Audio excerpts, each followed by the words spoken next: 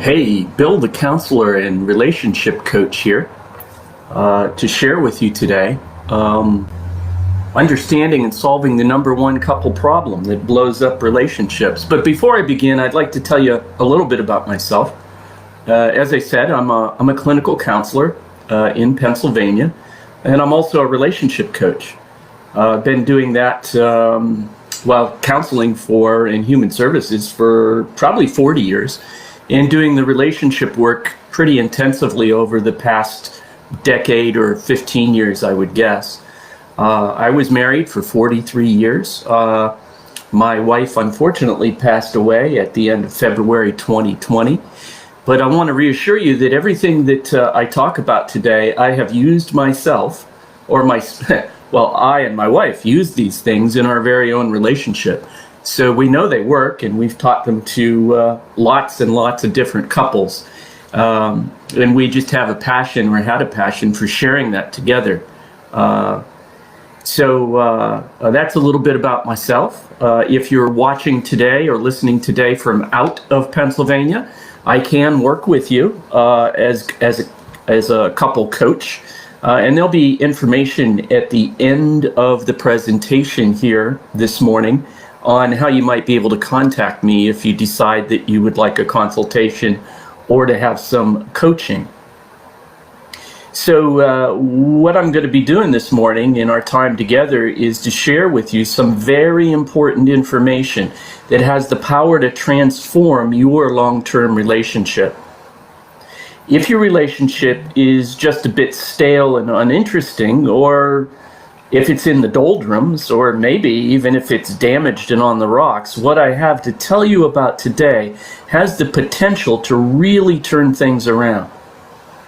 Even if your relationship is in pretty good shape, the information that I have to share with you today has the power to get you started on the path to making your good thing even better. I want you to know that if your relationship is experiencing rough waters, or if it's on the rocks, there is a way to improve things, and maybe even turn your relationship into the kind of partnership that feels more like a passionate love affair. You know, the one you always dreamed of, or the one you had at the beginning when you first met. I think we've all heard the admonition that couplehood takes a lot of work, but whoever tells us what work or how to do the work?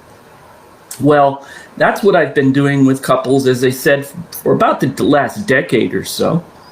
I sure don't know of anyone who had a course in high school or college called Healthy Adult Relationship 101. Did you have one? The truth is, we either learn about our adult relationship skills from the models of our life, like our parents and older people in our life, for example, or we learn from our friends, or we learn from the media, or we learn from trial and error. And some of us have made a lot of mistakes, let's face it. Or, and I can't emphasize this enough, we buy into an unrealistic, unworkable fantasy about how adult relationship works. If the only manual you have for adult healthy relationship is one that is based in fantasy, you're going to keep repeating the same mistakes over and over again because you keep going back to the same manual. Am I right? It's important to note, as we begin today, that all long-term relationships, of course, go through stressors, downtimes, and difficult conflict. In fact, it is the stress and day-to-day disagreements and conflicts that end up being the very motivators for you to learn more about the healthy dynamics and ways of relating with your beloved. So we can look at the difficulties in relationship as positive nudges that we need to learn and expand our understandings about healthier and more vibrant relationship skill. So if you're having troubles right now in your relationship, know that those troubles may be the very catalyst that brought you here today to learn more about healthy relationships and the things you can learn to do for relationship improvement. And all relationships have room for improvement and growth, even those that are going smoothly. You can never learn enough about healthy relationship and healthy relationship techniques. It is very mechanical, by the way. I was with my beloved for 43 years before she passed away, and I often say that we could have had another 43 years together and still not come to the end of learning and growing closer together. So let's take a deep dive then into understanding the number one problem that couples face in keeping their relationship on track, secure, serene, and satisfying. Notice I didn't say happy. Happy, I think, is always temporary. To expect happiness all the time in relationship, it's kind of like from that fantasy manual that I told you about. But most of us, I feel, can be very content if we can feel secure, serene, and satisfied in our primary relationship. It's important to understand the number one problem that couples face in achieving security, serenity, and satisfaction, because this number one problem is really the engine that drives all couple problems. Until we understand exactly what the problem is, the root problem, we can't really address and repair or make adjustments. Am I right? Lots of couples come into clinical counseling with me, and almost every time they cite communication as their central problem. Then I chuckle a bit in my head as they sit there with crossed arms and glaring eyes, staring at each other in anger. And I tell them that since I can fully understand their communications by body language, I think that they're communicating just fine. So it must be some other problem. Now, while good communication is very, very important, it becomes an instant casualty when the primary problem, the number one problem, rears its ugly head. And this number one problem is what I call emotional reactivity. Emotional reactivity is extremely toxic to human relations, so much so that it destroys relationships every day, day after day. It also wears them down day after day, year after year, decade after decade. Until you're able to understand and get a grip on your own emotional reactivity, you won't be able to help your love relationship get off the rocks and back into beautiful deep water. Now, emotional reactivity is not a completely horrible thing. It is, in fact, hardwired into human beings. And it's a good thing, too, because it is that reactivity that helped us as a species to adapt and survive for millions of years. Emotions that get activated, like anxiety and fear, are very useful in keeping us alive. If you're a cave person, having negative thoughts about the cave lion you saw yesterday while going down to the river for water, it's a sensible thing. It probably prompts you to take your weapon along. But after millions of years, we don't really need the level of anxiety and fear that is hardwired into us. Not on a daily basis, anyhow. But that alarm system is still there. And when the alarm system is triggered in our primary relationship, well, sometimes we react just as if our partner were a cave lion. Don't get me wrong, we still need that alarm system. Like when driving, we hit the brakes so we don't get T-boned if somebody's running a red light, right? Or when a soccer ball flies at your face.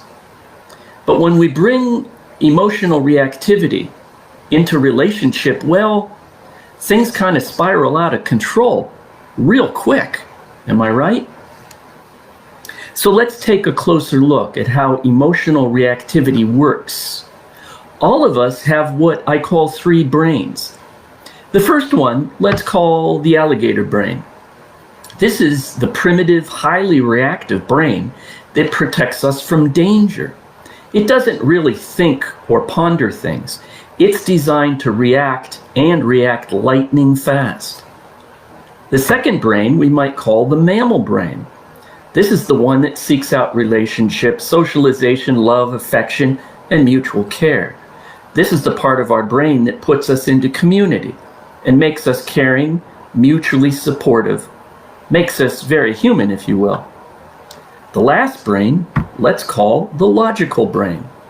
This is the part of our brain that in fact uses logic to calculate, to problem solve, to innovate and invent, and to keep our lives somewhat orderly. The problem is, human beings seem to get a very bad habit of following their alligator brain to make most of their decisions and thus reactive behaviors. And this is a recipe for disaster, especially in long-term relationships of all sorts, not just couples, but parents and children, with other relatives, with our friends, and even with our colleagues. Of course, sometimes the mammal brain taps on the alligator brain to activate and help, like when a mother senses a child is under threat. But what does emotional reactivity produce in real life for human beings, you might say? Well, here are some examples that you might recognize. How about the stressed couple with kids, getting irritable and reactive with each other when the kids are reactive and out of control? And where did the kids learn to be reactive that way, right? Or the couple that is highly stressed and becoming reactive and arguing over finances. Real world stressors, there's plenty of them.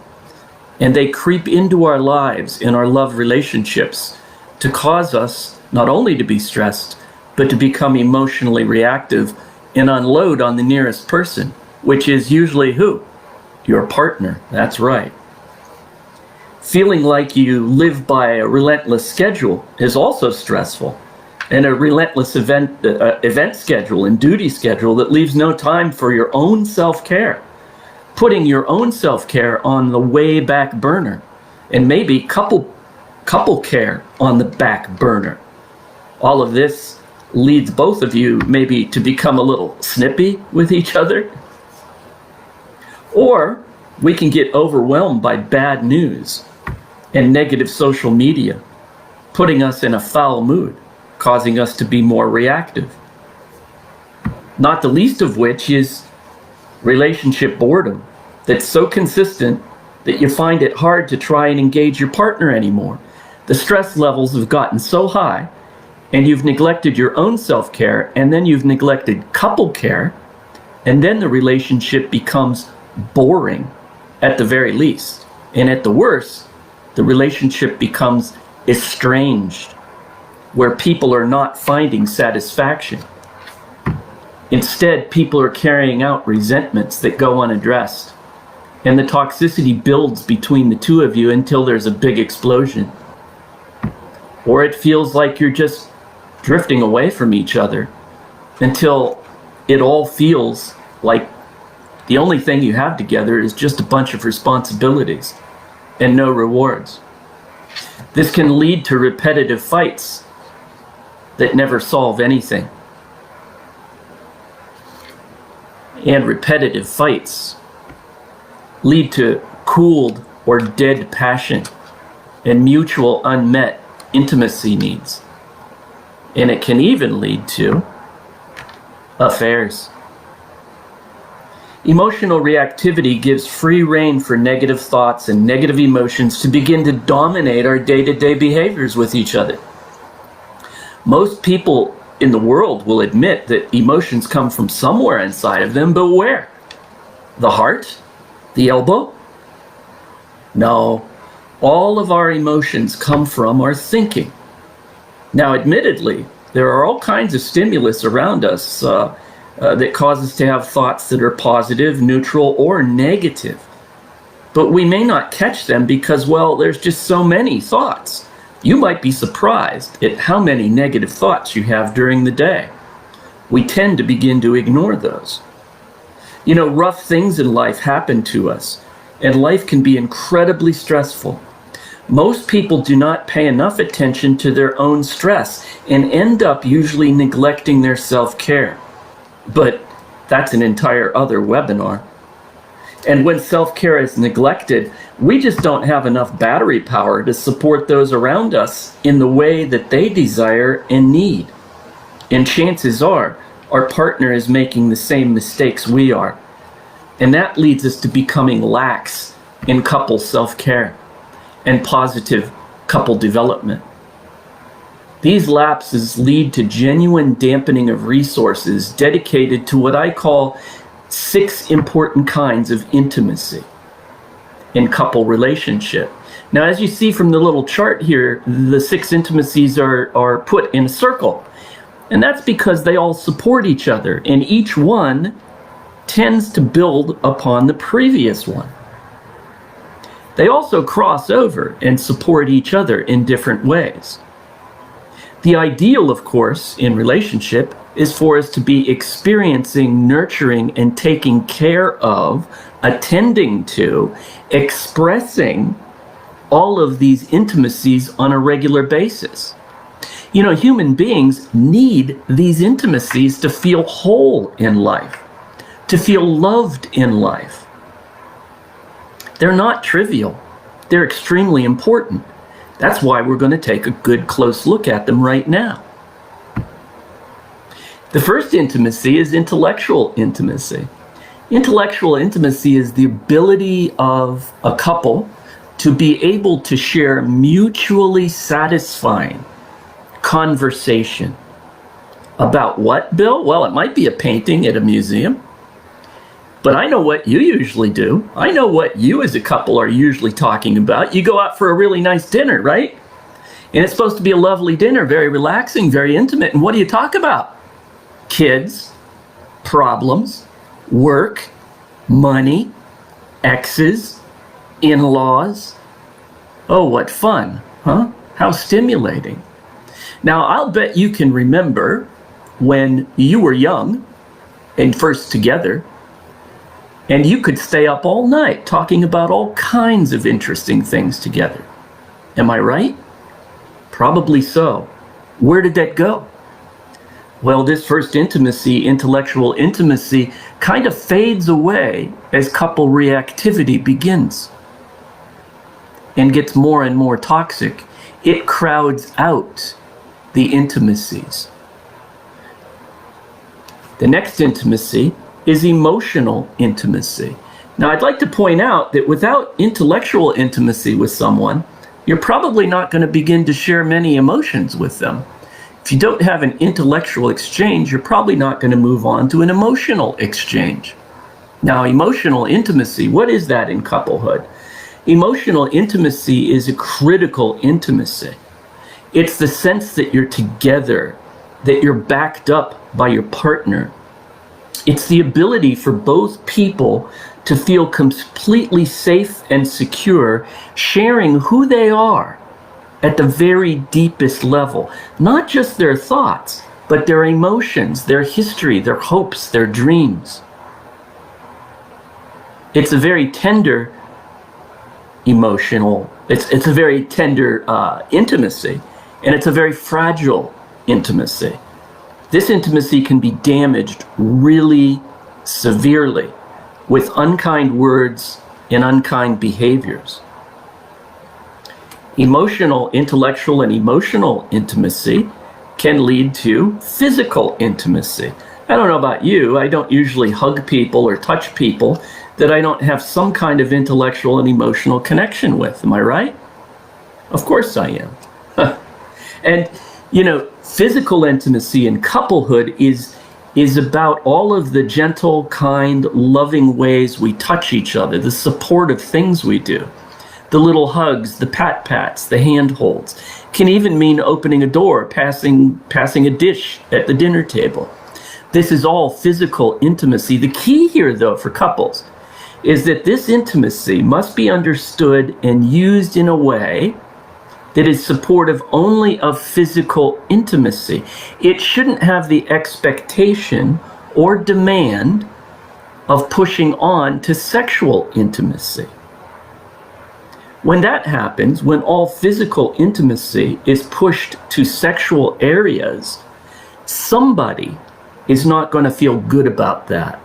Somebody is always going to feel used for sex and not loved for their emotional content and their intellectual capability.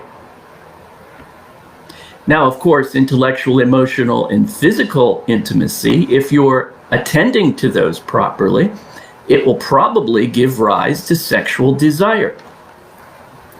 Now, that might seem really simple. You understand sex if you're in a couple. You've had sex. But unfortunately, what most people neglect is to continue their sexual education and continue as an individual and a couple to work on expanding their sexual repertoire. Now, this doesn't mean you have to do wild and crazy things, but it means that there should be a consciousness of growing your sexuality as an individual and as a couple together. Also, if you don't pay attention to learning more about sexuality and aging especially, there might come a time in your relationship where somebody's sexual desire tanks, especially if the other intimacies are not being paid attention to, by the way. That's not an uncommon thing. When there's not enough attention to intellectual, emotional, and non-demanding physical intimacy, sometimes people's sexual desire begins to fail. And along with that, maybe sexual dysfunction. 90% or so of sexual dysfunction really comes from your head, not your body. Though if you are having a sexual dysfunction at this time, I urge you to go talk to your physician. And if your physician agrees with me, that maybe it's not a physical thing, then maybe some couple coaching is in order. Now, here's the treat.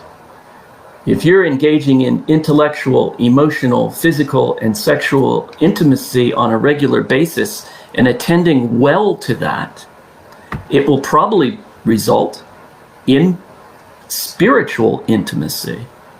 Now, spiritual intimacy can be religious, but it doesn't necessarily have to be. What I'm talking about here specifically is when you engage in those first four intimacies, it produces a kind of bonding, a feeling of mutuality, of teamwork, of maybe even feeling like you're soulmates. That's what I mean by spiritual intimacy. It's extremely rewarding and turns around and enhances the previous intimacies rather well. The last intimacy I'm going to be talking about is difficult intimacy.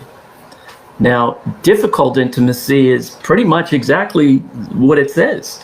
It's difficult. Not all intimacy is pleasant and easy. Some intimacy is really hard to tolerate. Even the good ones, by the way. Even the positive or the earlier intimacies, sometimes they're very hard to tolerate. What do I mean by that? The experience of such intense intimacy can be overwhelming. Think about it. If you've had a child, do you remember holding your baby for the first time? Do you remember how overwhelmingly intimate that was? Or perhaps you sat with someone you loved who was dying. Do you remember how overwhelmingly intimate and uncomfortable and difficult that was? I'll bet you do.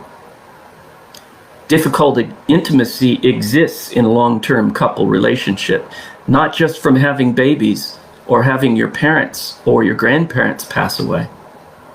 It comes from issues that are going to come into your relationship that are difficult to solve and potentially can become emotionally reactive. I bet you already know this, don't you? The arguments that happen, and in your middle of the argument, you don't even realize or remember what you're arguing about, or you suddenly figure out, or it dawns on you that you've argued about this 10 or 20 times and never gotten a solution for it. What do you do with it? Lift the edge of the carpet, slide it under the carpet, and then live with the lump and trip over it, right? We don't talk about that. And it doesn't get solved, but adds tension and pressure and stress to your relationship, which degrades your feelings of love, affection, and togetherness. Difficult intimacy is a structure that a couple can make together to safely and effectively process difficult issues between the two of them. Now, I'm not going to go into how to do that here today, that would be available to people who choose to come to me for some coaching or consultation. I can help you set up difficult intimacy contract between the two of you on how you might begin to address your issues more effectively into the future, so that you can feel better about each other and find solutions potentially. Now remember, all of these intimacies are important to each other because they all interact, they build upon each other and support each other. So when even one of them is not being maintained or given attention, positive attention, it puts a stress on all of them.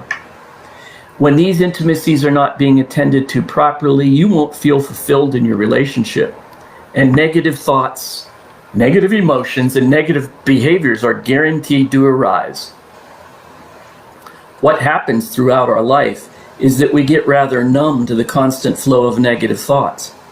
You might say between our work lives, private lives, and constant stream of negative media, we literally swim in negative thoughts daily.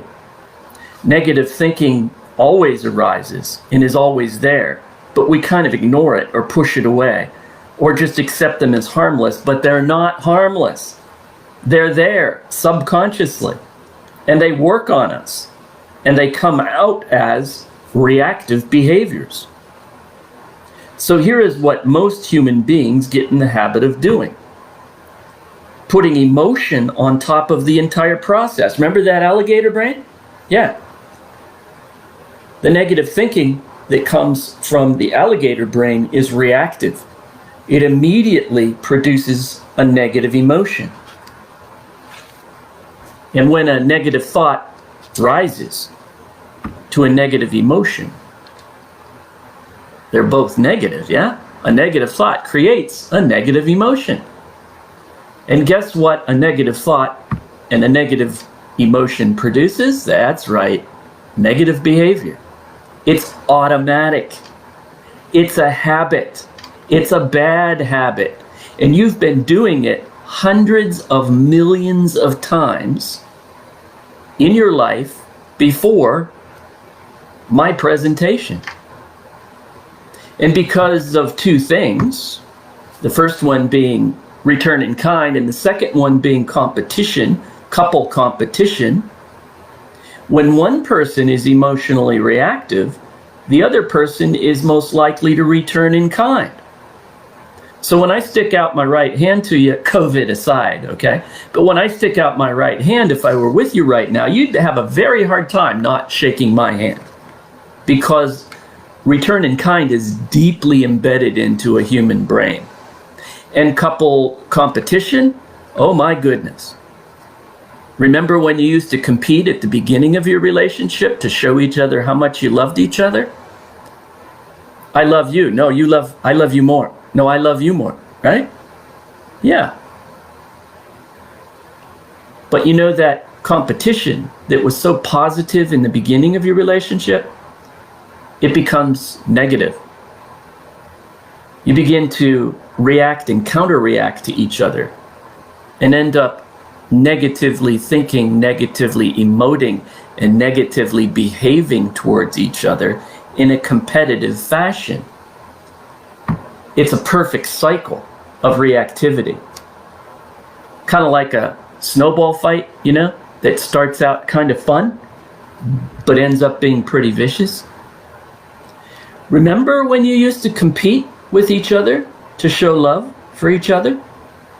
The facts of emotional reactivity are what have degraded the positive competition to outlove each other and continues to damage your sense of couple security, serenity, and satisfaction. Over time, the toxicity of the reactivity buildup in the relationship begins to create a kind of ledger for each person, keeping score, if you will, with more and more payback due. This largely happens subconsciously, but not always. Sometimes it gets very conscious and hurtful, you know, saying harsh things or doing harsh things that can't be taken back. Another common effect of chronic mutual couple reactivity is what we call gridlock. This is when both people get entrenched in their positions, maybe on many, many different issues, and neither person will budge. This is what over time, in hundreds, maybe thousands of repetitions, become what we counselors call enmeshment or codependency. It's kind of like can't live with them, can't live without them. And then that's what we call love, right? Not very loving, is it? And as you've probably already figured out, there are different kinds of reactors. Some are like bulldogs, some are like ice cubes. Bulldogs have a hard time letting go of anything, especially in the heat of an argument, in the heat of reactivity. They have a tendency to be relentless in their hounding their partner about an emotionally reactive issue. On the other hand, some people are like ice cubes in that they shut down almost completely in their emotionally reactive state. So we can have a few different combinations of emotional reactors, right? We can have bulldogs and ice cubes, bulldogs and bulldogs, and ice cubes and ice cubes. You know, when I was, I remember when I was a teenager, my best friend lived around the corner from my house, big Italian family, always loud at that house. And my rule is if I walked by the house and I heard the loud talking to people talking, if I could smell good Italian food coming out, I'd go up and knock on the door.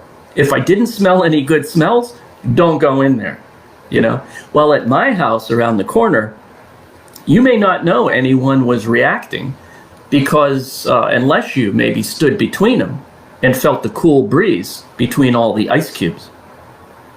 But in the end, it's all reactivity.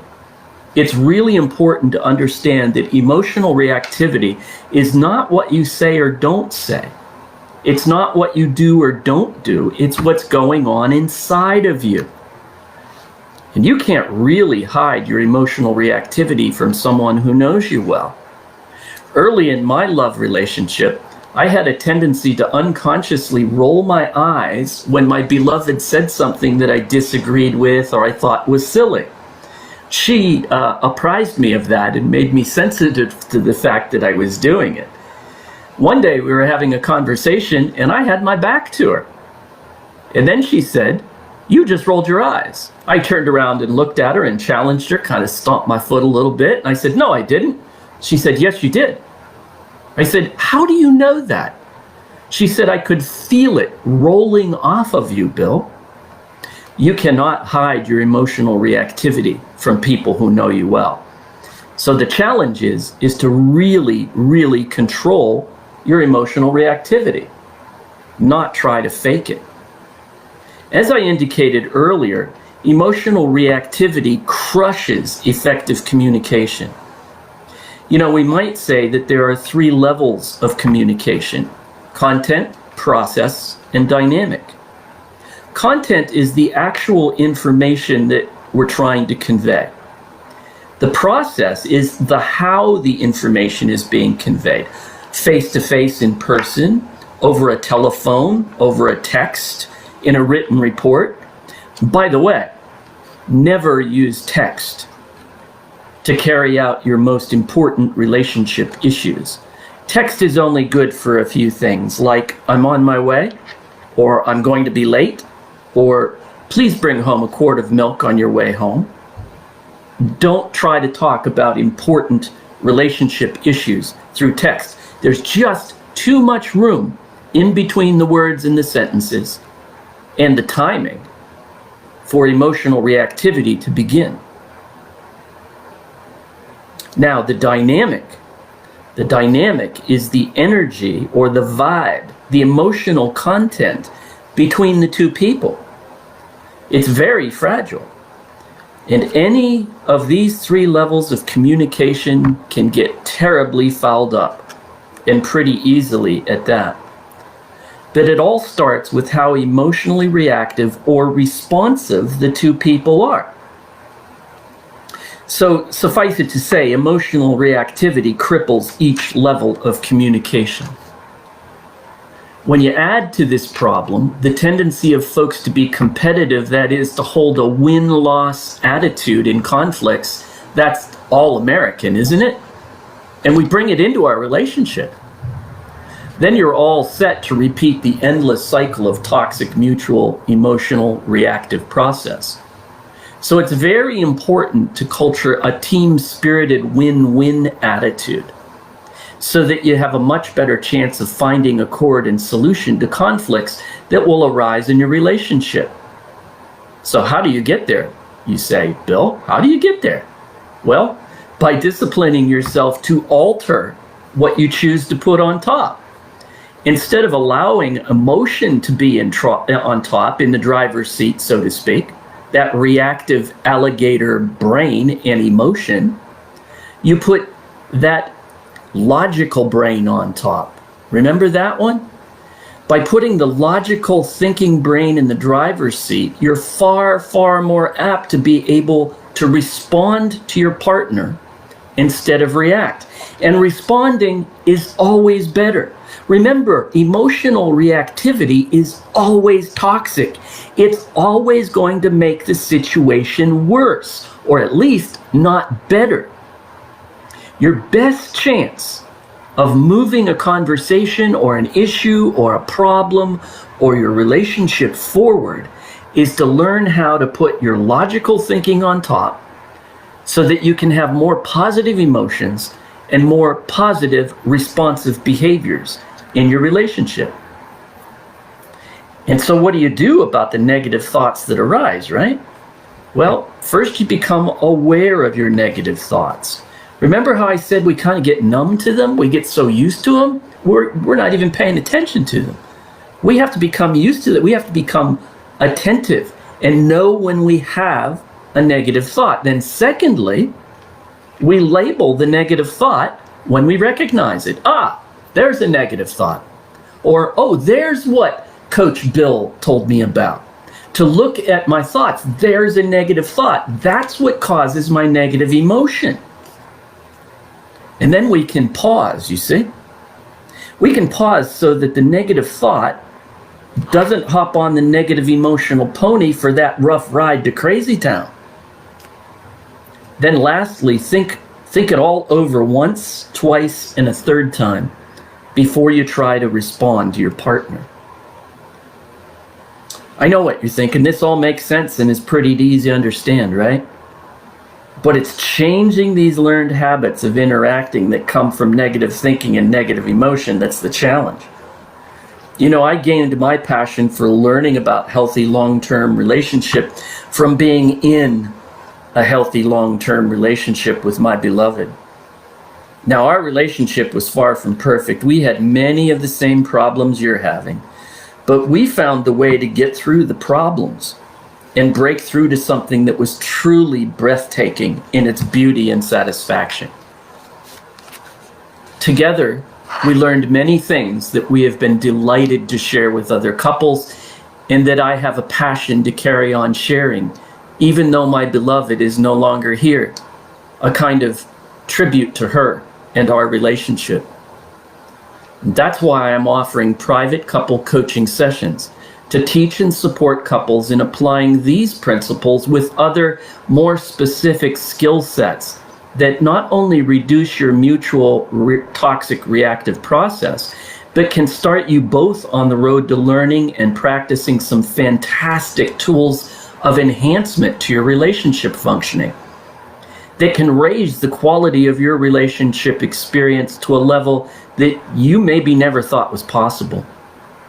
If you'd like a private consultation and coaching session for yourself and your beloved, just reach out by contacting me at 814-932-7078 or on my website, gentling.org, or on my Facebook page, Gentling.